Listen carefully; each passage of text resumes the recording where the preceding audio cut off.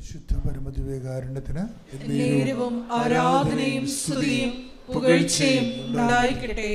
പരിശുദ്ധ പരമദിവ്യകാരുണ്യത്തിന് എന്നേരവും ആരാധനയും സ്തുതിയും പുകഴ്ചയും ഉണ്ടായിരിക്കട്ടെ. പരിശുദ്ധ പരമദിവ്യകാരുണ്യത്തിന് എന്നേരവും ആരാധനയും സ്തുതിയും പുകഴ്ചയും ഉണ്ടായിരിക്കട്ടെ. പ്രിയ സഹോദരങ്ങളെ, ഉടമ്പടി ജീവിത അഭിവൃദ്ധി പ്രാപിക്കുന്നത് ഓരോ ദിവസവും ലോകത്തിൻ്റെ വിവിധ ഭാഗങ്ങളിൽ നിന്ന് അവരുടെ പ്രത്യേകമായ സാഹചര്യത്തിലെ ഉടമ്പടി ജീവിതം ജീവിച്ച് അവർക്ക് കിട്ടിയ അനുഭവങ്ങൾ പൊതുസമൂഹത്തോട് പങ്കുവെക്കുമ്പോഴാണ് അത് കേൾക്കുന്നവർ അവരുടെ ജീവിതാവസ്ഥകളിലേക്കത് പ്രയോഗിച്ചുകൊണ്ടാണ് ഉടമ്പടിയിൽ നമ്മൾ പുതിയ പുതിയ ദൈവാനുഭവങ്ങൾ ഉണ്ടാകുന്നത്. ഞങ്ങൾ ഇതിൻ്റെ കൂടെ ജീവിക്കുന്നത് കാരണം എപ്പോഴും ഒരു വിസ്മയ ലോകത്താണ്. എല്ലാ ദിവസവും മനുഷ്യർ വന്ന്, എല്ലാ ഭൂഖണ്ഡങ്ങളിലുമുള്ള മനുഷ്യർ വന്ന് അവരുടെ ഉടമ്പടി അനുഭവങ്ങൾ എല്ലാ ദിവസവും പങ്കുവെക്കും. അവർ പണ്ടെങ്ങനെയായിരുന്നു,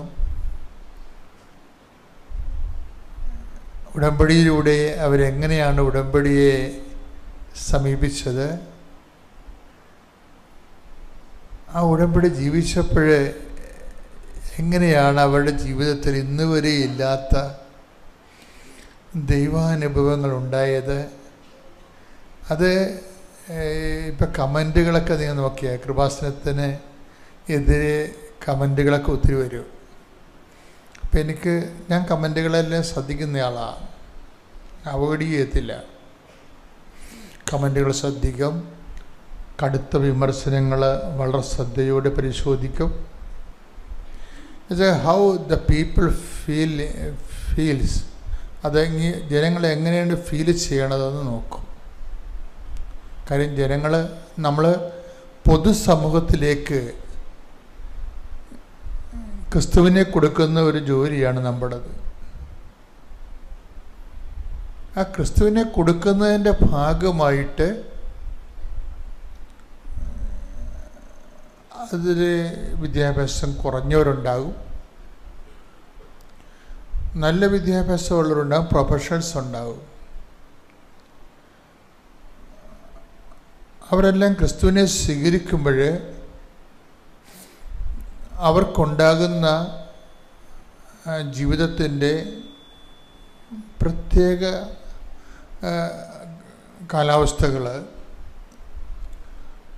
അല്ലെങ്കിൽ പ്രത്യേക അതിജീവനം, അത് വീണ്ടും ഞങ്ങളത് കേട്ട് പരിശോധിക്കും. ഇന്നലെ ഒരു സാക്ഷ്യം ഈ ദിവസങ്ങളിൽ വളരെ ശ്രദ്ധയാകർഷിച്ചൊരു സാക്ഷ്യമുണ്ടത്. ഒരു നേഴ്സ്,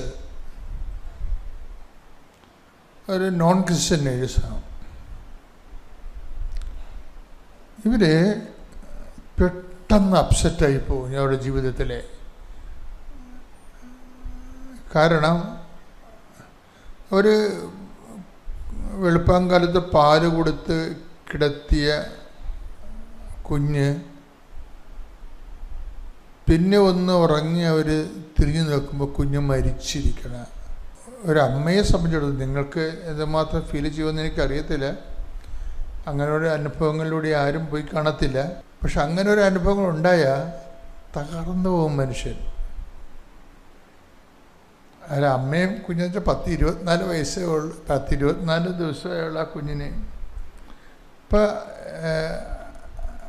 ഇമോഷണലി ഒരു വീക്കാണെങ്കിൽ ചിലപ്പോൾ ഈ അമ്മ തന്നെ അറ്റാക്ക് അടിച്ച് പോകും. ഞാൻ ഈ സാക്ഷ്യം കേട്ടപ്പോൾ ഞാനെപ്പോഴും ഇവർ സാക്ഷ്യം പറയുമ്പോൾ ഞാനിവിടെ നിൽക്കുന്നുണ്ടായിരുന്നു. അപ്പം ഞാനിതിൻ്റെ ഗ്രോത്ത് പരിശോധിക്കുന്നുണ്ട്. ഇതെങ്ങനെയത് ഗ്രോത്ത് ചെയ്ത് വരണത്, ഇതിൻ്റെ ഇവരെങ്ങനെ സർവൈവ് ചെയ്ത് വരുന്നതെന്ന് ഞാൻ നോക്കിയായിരുന്നു. കാര്യം ഇവരിങ്ങനെ ഡൗൺ ടു എർത്തായി പോയി. ഇനി ഒരു ലൈഫിന് ഞാനില്ല എന്നുള്ള രീതിയിൽ ജീവിതത്തോട് രാശിയാകാൻ പോകുന്നൊരു മാനസികാവസ്ഥ. ചിലരുടെ മൈൻഡ് സെറ്റ് അങ്ങനെയാണ്. എന്തെങ്കിലും ഒന്ന് സംഭവിച്ചാൽ പിന്നെ എല്ലാം തീർന്നെന്നും പറഞ്ഞുകൊണ്ട് അവർ കടുത്ത കൈയൊക്കെ ചെയ്യും. ചിലർ ഈ ബന്ധുക്കൾ, സ്വന്തപ്പെട്ടവർ ഒക്കെ, കൂട്ടുകാരൊക്കെ സഹായിക്കും. കൂട്ടുകാരൊക്കെ ഒത്തിരി പേര് സഹായിക്കുന്നുണ്ട്. അതുപോലെ തന്നെ എപ്പോഴും നമ്മൾ ശ്രദ്ധിക്കേണ്ടത്, നിങ്ങളിങ്ങനെ ആൾക്കാരൊക്കെ സർവൈവ് ചെയ്യാൻ വേണ്ടി സഹായിക്കുമ്പോൾ you must do it in the name of Jesus. നിങ്ങൾ ഒത്തിരി പേര് സഹായിക്കുന്നുണ്ട്, പക്ഷെ അത് നിങ്ങൾക്ക് എൻകാഷ് ചെയ്ത് കിട്ടണില്ല. എൻകാഷ് വെച്ചാൽ എൻഗ്രേസ് ചെയ്ത് കിട്ടണില്ല. നിങ്ങൾ സഹായിക്കുന്നു,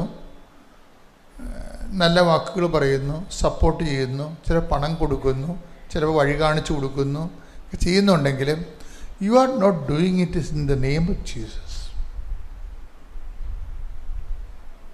അപ്പം ഞാനും നിങ്ങളും തമ്മിലുള്ള ചെറിയ വ്യത്യാസം അതാണ്. എന്താ ഞാൻ എന്നാ ചെയ്താലും അതിൽ നിന്ന് എന്തെങ്കിലും ആധ്യാത്മികമായി എന്തും നേട്ടമുണ്ടാക്കാൻ പറ്റുമെന്ന് തന്നെ ചിന്തിക്കും. എന്താ കാര്യം അത്? അല്ലെങ്കിൽ അത് വേസ്റ്റാണ്. ശരിക്കും പറഞ്ഞാൽ എന്താ ഉദ്ദേശിക്കണമെന്ന് ചോദിച്ചു കഴിഞ്ഞാൽ, നമ്മൾ ചെയ്യുന്ന കാര്യം ക്രിസ്തുവിൻ്റെ പേരിലാണ് ചെയ്യണമെങ്കിൽ ഉടനെ ക്രിസ്തുനാമം മഹത്വപ്പെടും. ക്രിസ്തുനാമം മഹത്വപ്പെട്ടാൽ ഉടനെ ഒരു കൗണ്ടർ ആക്ഷൻ വരും. എന്താണ് വരുന്നത്? നമ്മൾ ആത്മീയ ശക്തി പ്രാപിക്കും. അല്ലാതെ എന്നെ ആത്മീയമായി ശക്തിപ്പെടുത്തുന്നു പറഞ്ഞാൽ അങ്ങനെ ഒരു പ്രോസസ്സിങ് ഇല്ല. നമ്മൾക്ക് എന്ത് വേണമെങ്കിലും വി മസ്റ്റ് പേ. ഈ ഗ്രേസിൻ്റെ ഒരു വിനിമയ സാധ്യത തന്നെ അങ്ങനെയാണ്. നിങ്ങൾക്ക് ശക്തിപ്പെടണമെന്നുണ്ടെങ്കിൽ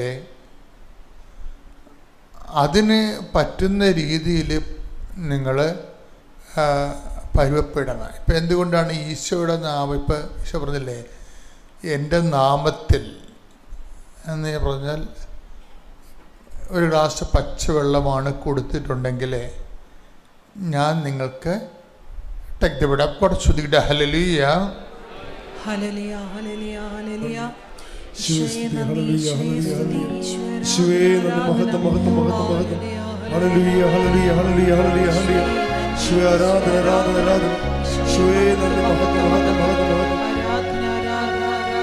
മത്തായി 10:42.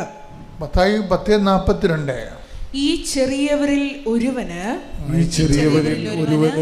ശിഷ്യന് എന്ന നിലയിൽ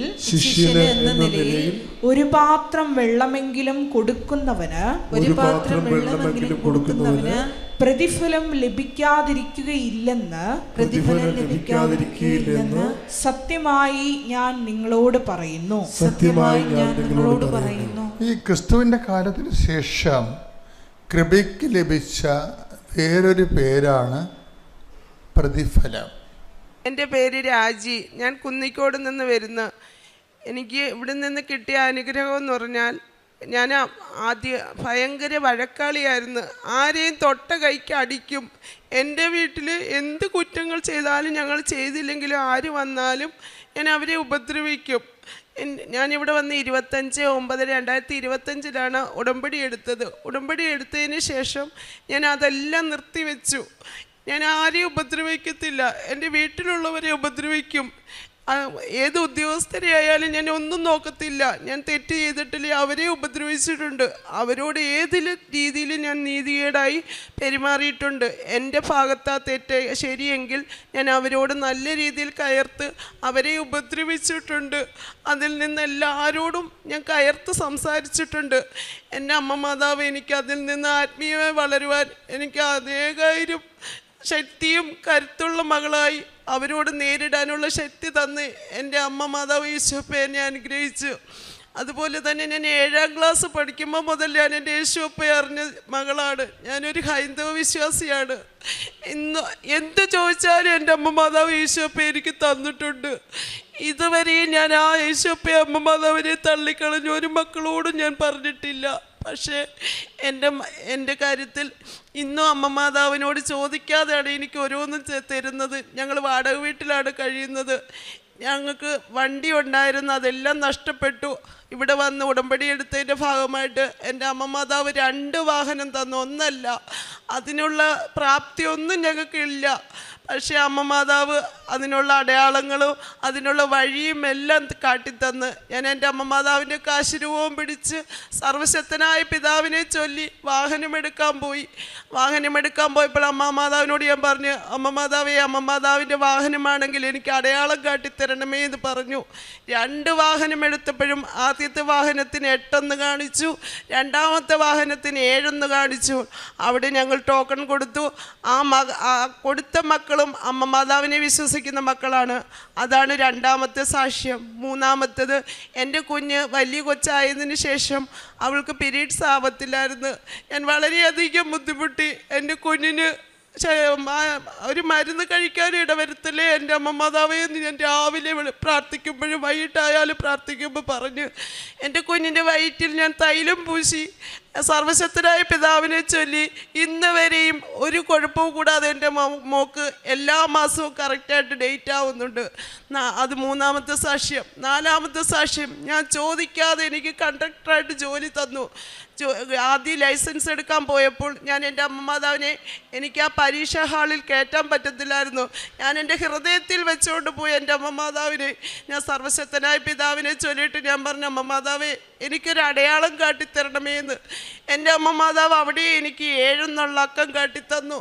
ഞാൻ അന്നേരം ഉറപ്പിച്ചു, ഞാൻ പാസ്സായി, എനിക്ക് ലൈസൻസ് കയ്യിൽ കിട്ടുമെന്ന്. ഞാൻ പാസ്സായി. അന്നേ ദിവസം തന്നെ എനിക്ക് ലൈസൻസ് കിട്ടി. അതിൻ്റെ അവസാനത്തെ അക്കം വരുന്നതും 7 ഞാൻ അതിനും അമ്മ മാതാവിനോട് കൊടാനുകൂടി നന്ദി പറയുന്നു. അതിനുശേഷം അമ്മ എനിക്ക് ഡിപ്പോയിൽ ജോലി തന്നു. ഞാൻ ഫസ്റ്റ് ഡ്യൂട്ടി കഴിഞ്ഞ് കണ്ടക്ടറായിട്ട്.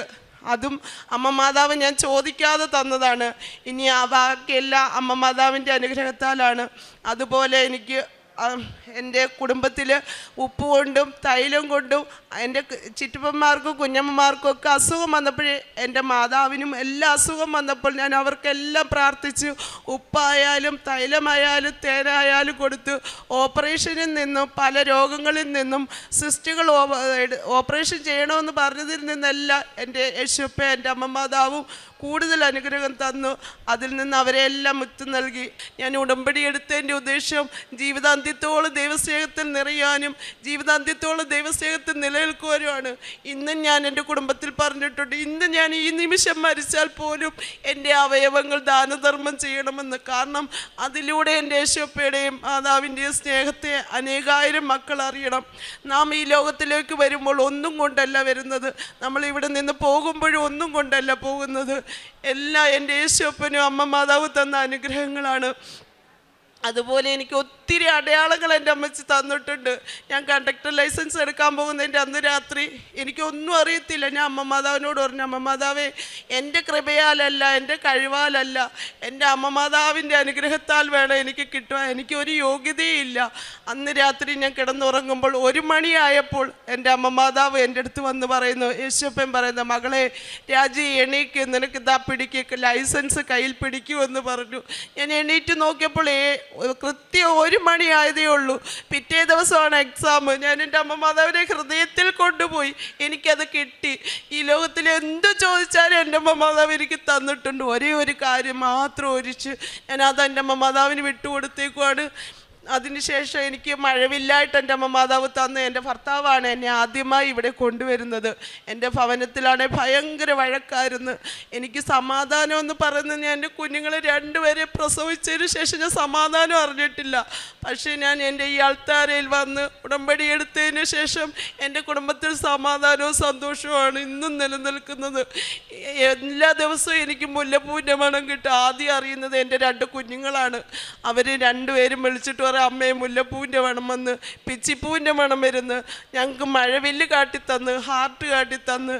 അതേപോലെ ഒത്തിരി ഒത്തിരി അനുഗ്രഹങ്ങൾ ഇനി ഞാൻ പറയാതെ പോയിട്ടുണ്ടെങ്കിൽ, എന്തെങ്കിലും അനുഗ്രഹങ്ങൾ പറയാതെ പോയിട്ടുണ്ടെങ്കിൽ എൻ്റെ അമ്മ മാതാവിന് ഈശോയ്ക്കും കോടാനുകോടി നന്ദി. പിന്നെ ഞാൻ ആത്മീയമായി ഒത്തിരി വളർന്ന് ഞാൻ ഇപ്പോൾ നല്ല എല്ലാ മക്കളെയും സ്നേഹിക്കുവാനും, ആരെന്നെ അടിച്ചാലും ഞാൻ ഒരു കാരണവും കൂടെ കാണിച്ചു കൊടുക്കത്തേ ഉള്ളൂ. ഞാൻ ഇന്നും ആരെയും അടിക്കത്തില്ല. ഇനി അമ്മ മാതാവ് എനിക്കിട്ട് ആയുസ് എടുക്കുന്നത് വരെ ഞാൻ ആരെയും ഉപദ്രവിക്കത്തില്ല. പക്ഷേ നേരിടാനുള്ള കരുത്തു ശക്തിയും എന്ത് പറയണം, എങ്ങനെ നേരിടണം എന്ന് എൻ്റെ അമ്മ മാതാവ് എന്നെ പഠിപ്പിച്ചു. അതിന് കോടാനുകോടി നന്ദി. അതുപോലെ തന്നെ ഞാൻ എൻ്റെ പത്രം ഞാൻ ഉപയോഗിച്ചത്, ഇവിടെ നിന്ന് ആദ്യമായിട്ട് എനിക്ക് 15 പത്രമേ കിട്ടിയുള്ളൂ. അന്ന് ഞാൻ വരുമ്പോൾ എൻ്റെ കയ്യിൽ വെറും 500 രൂപയേ ഉള്ളൂ. 1 രൂപ പോലും എനിക്ക് കൂടുതലില്ല. ഞാൻ വിഷമിച്ചാണ് ഈ അൾത്താരയിൽ കയറി വന്നത്. എൻ്റെ കണ്ണിൽ നിന്ന് ചോരയാണോ വെള്ളമാണോ എന്തോ വരുന്നതെന്ന് എനിക്ക് അറിയത്തില്ല.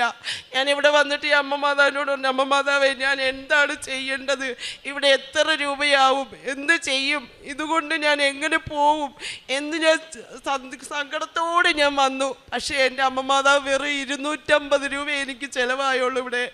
അതിൽ നിന്ന് 15 പത്രം എനിക്ക് കിട്ടി. ആ പത്രത്തിൽ ഞാൻ എൻ്റെ കുടുംബത്തിൽ എല്ലാ വീട്ടുകളിലും കൊടുത്തു.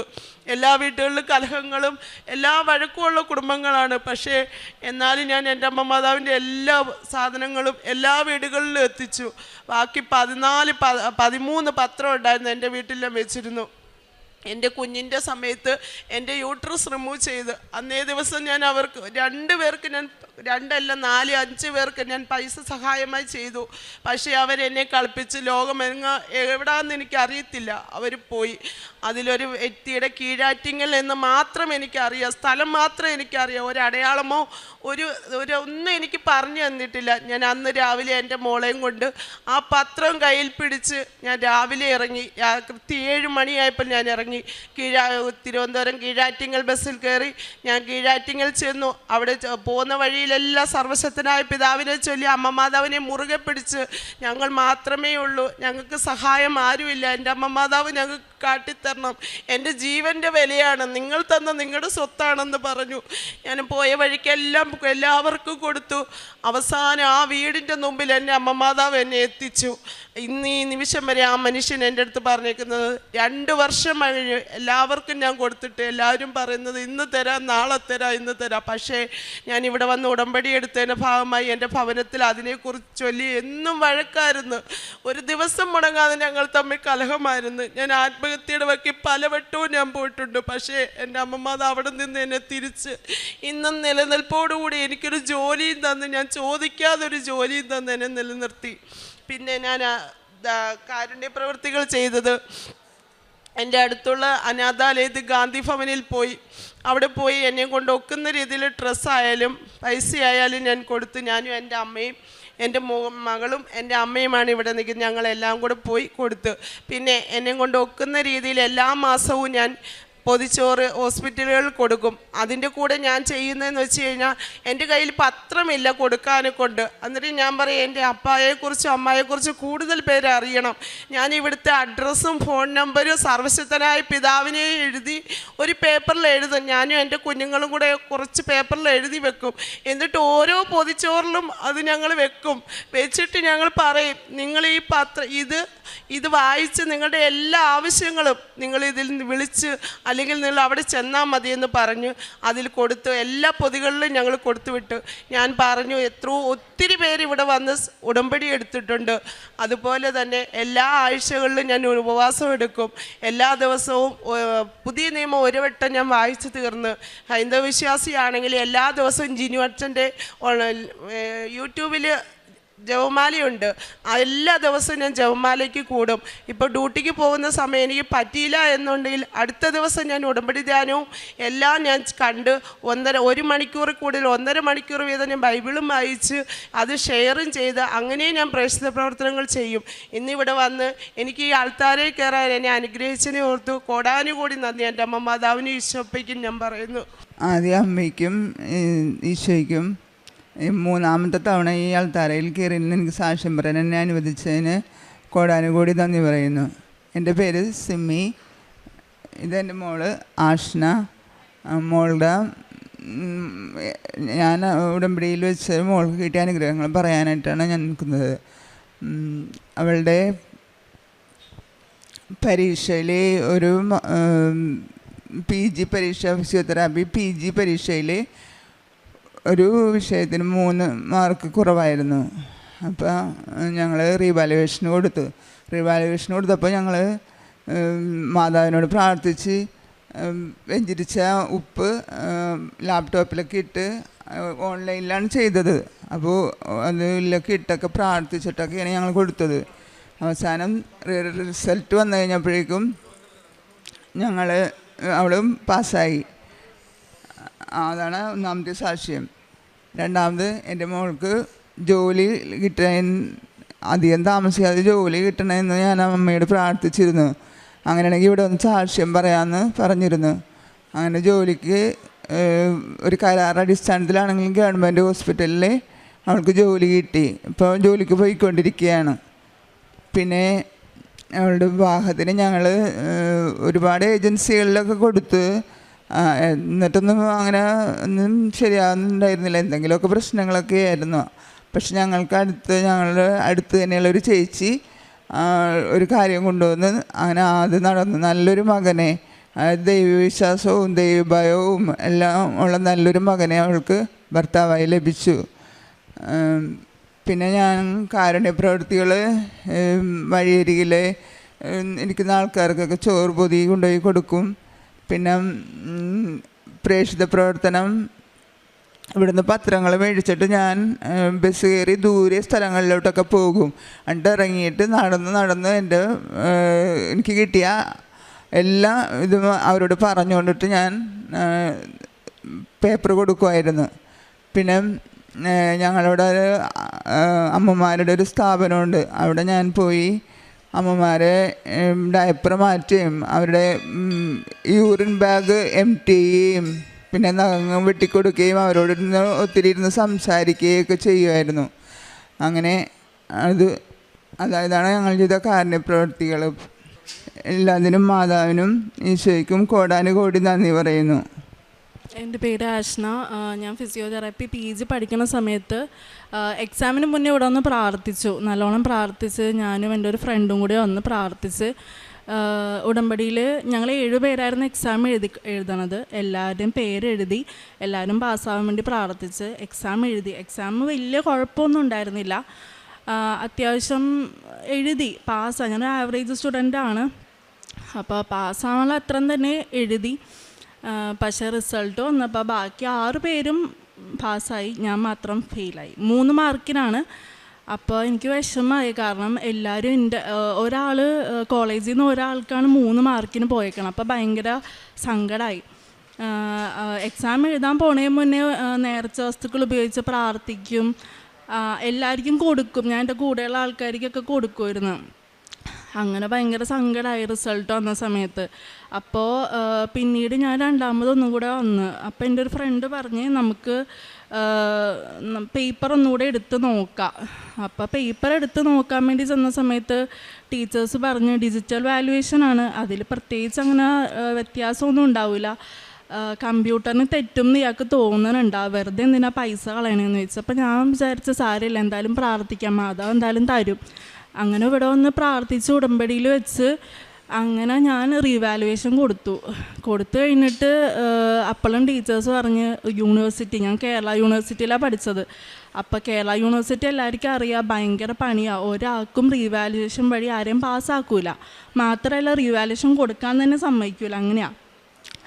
അങ്ങനെ ലാസ്റ്റ് ഞാൻ യൂണിവേഴ്സിറ്റി വിളിച്ച് വെച്ചപ്പോൾ അവർ അപ്രൂവ് ചെയ്ത് കൊടുക്കാൻ വേണ്ടി അപ്രൂവ് ചെയ്തെങ്കിലും അവർ പറഞ്ഞു ഒരു കോൺഫറൻസ് മീറ്റിംഗ് ഉണ്ട്, ആ മീറ്റിങ്ങിൽ നിങ്ങളെ കാര്യം സാറുമാരോട് പറയണം, ആ പറയുന്ന സമയത്ത് സാറുമാർ അത് കേട്ട് നിങ്ങൾക്ക് റിവാലുവേഷൻ അപ്രൂവ് ആണെങ്കിൽ മാത്രം കൊടുക്കാൻ പറ്റും. അപ്പോഴും അവർ പറഞ്ഞത് മോളെ ഇത്രയും കാലം എല്ലാവരും കൊടുത്ത് ആർക്കും ഇതുവരെ പാസ്സായിട്ടില്ല, നിങ്ങൾ വെറുതെ ഇതിൻ്റെ പുറകെ നടന്ന് അടുത്ത പരീക്ഷ എഴുതി പാസ്സാവാൻ നോക്കുന്ന പറഞ്ഞത്. അപ്പോഴും ഞാൻ ഓക്കെ എന്ന് പറഞ്ഞ് അടുത്ത പരീക്ഷയ്ക്ക് വേണ്ടി ഞാൻ ഡേറ്റ് വന്ന് അപ്പോൾ ഞാൻ എല്ലാ ദിവസവും കയറി നോക്കും, ഈ കോൺഫറൻസ് മീറ്റിങ്ങിൻ്റെ ഡേറ്റെങ്കിലും വന്നാൽ നോക്കും.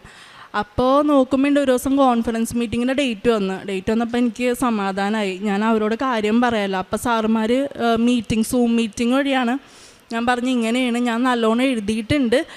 അപ്പോൾ അതിലവർ കണ്ടത് ഒരു ടീച്ചർ ഇട്ടേക്കണത് ഒരു ക്വസ്റ്റ്യന് മാർക്ക് ഇട്ടിട്ടില്ല. അപ്പോൾ എനിക്ക് അതിലൊരു പ്രതീക്ഷയുണ്ട്, മാർക്ക് ഇട്ടിട്ടില്ലല്ലോ അതിൽ കിട്ടുമല്ലോ എന്ന്. അപ്പോഴും പറഞ്ഞ് നമ്മൾ അതിന് മാർക്ക് ഇട്ട് തന്നെയാണെങ്കിൽ ആ കറക്റ്റ് ചെയ്ത ടീച്ചറിന് അത് പ്രശ്നമാണല്ലോ, അപ്പോൾ അതും കിട്ടാൻ സാധ്യത കുറവാണ്. അപ്പം ഞാൻ പിന്നെയും പ്രതീക്ഷയൊക്കെ മാറി സപ്ലിമെൻ്ററി പരീക്ഷയ്ക്ക് വേണ്ടി പഠിക്കാൻ തുടങ്ങി. എല്ലാ ദിവസവും ഞാൻ പ്രാർത്ഥിക്കും എന്നാലും. എന്നിട്ട് സപ്ലിമെൻ്ററി പരീക്ഷ ഡേറ്റ് വന്നു. പരീക്ഷ ഞാൻ എഴുതി. അത് കഴിഞ്ഞ് ഒരാഴ്ച കഴിഞ്ഞപ്പോഴേക്കുമാണ് ഇതേപോലെ റിസൾട്ട്. ഞാൻ വഴിയരികിലെ ആൾക്കാർക്ക് പൊതിച്ചോറ് കൊടുക്കാൻ വേണ്ടി പോയി. തിരിച്ച് വന്ന് കഴിഞ്ഞ് നോക്കുമ്പോൾ ഇതിൻ്റെ റിസൾട്ട് വന്നേക്കാം, റിവാലുവേഷനിൽ ഞാൻ പാസ്സായി. അപ്പോൾ എൻ്റെ പ്രിൻസിപ്പൾ വിളിച്ചിട്ട് പറഞ്ഞ ആഷ്ന ഇത് ഒരിക്കലും നടക്കണ കാര്യമല്ല, കാരണം ഇത്രയും നാൾ ഫിസിയോതെറാപ്പിയുടെ ചരിത്രത്തിൽ ഇങ്ങനെ ഒരു സംഭവം ഉണ്ടായിട്ടില്ല. ഒരാൾക്ക് റീവാലുവേഷൻ കൊടുക്കാൻ പറ്റണതും അതും മാർക്ക് കൂട്ടിയിട്ട് പാസ്സാക്കണതൊക്കെ ഒരിക്കലും നടക്കാത്ത കാര്യമാണ്. അപ്പോൾ എൻ്റെ ഒരു സാറ് എന്നോട് പറഞ്ഞൊരു കാര്യമുണ്ട്, എടോ തൻ്റെ കാര്യത്തിലൊരു മിറക്കിൾ സംഭവിച്ചാലോ എന്ന് വിചാരിച്ച് എൻ്റെ ഒരു ഫ്രണ്ട് ഉണ്ട്, അവളും കൂടി പറഞ്ഞിട്ടാണ് ഇതിനുവേണ്ടി ഞാൻ പോയത് തന്നെ. പേരൻസും സപ്പോർട്ട് ചെയ്ത്. പക്ഷെ ഭയങ്കര സങ്കടമായിരുന്നു. ഒരാഴ്ച കഴിഞ്ഞ് എൻ്റെ എൻഗേജ്മെൻറ്റും കൂടി ആയിരുന്നു റിസൾട്ട് വന്നിട്ട്. അപ്പോൾ എനിക്ക് ഭയങ്കര സങ്കടമായിരുന്നു. പക്ഷേ അതും എനിക്ക് മാതാവ് ഇവിടെ ഒന്ന് പ്രാർത്ഥിച്ചുകൊണ്ട് മാത്രമാണ് എനിക്കത് കിട്ടിയതെന്ന് എനിക്ക് ഉറച്ച വിശ്വാസമുണ്ട്. പിന്നെ അതേപോലെ കല്യാണം ഏജൻസികളിൽ സാധാരണ കൊടുക്കണ പോലെ എല്ലായിടത്തും കൊടുത്തു. പക്ഷെ ഞാൻ പൊതുവെ ഇൻട്രസ്റ്റ് എടുത്തിട്ടുണ്ടായിരുന്നില്ല. ഇങ്ങനെ വീട്ടുകാർ നോക്കാൻ പറയും, നമ്മൾ പൊതുവെ നോക്കൂല, അങ്ങനെ വെക്കും. പിന്നെ അതുവഴി അമ്മ ഒരാളോട് പറഞ്ഞിട്ട് എൻ്റെ കല്യാണം ഉറച്ച്. പിന്നെ കല്യാണം കഴിഞ്ഞ് ഇപ്പം നല്ലൊരാളെ തന്നെ എനിക്ക് കിട്ടി. മാതാവിന് ഈശോയ്ക്കും കോടാനുകോടി നന്ദി.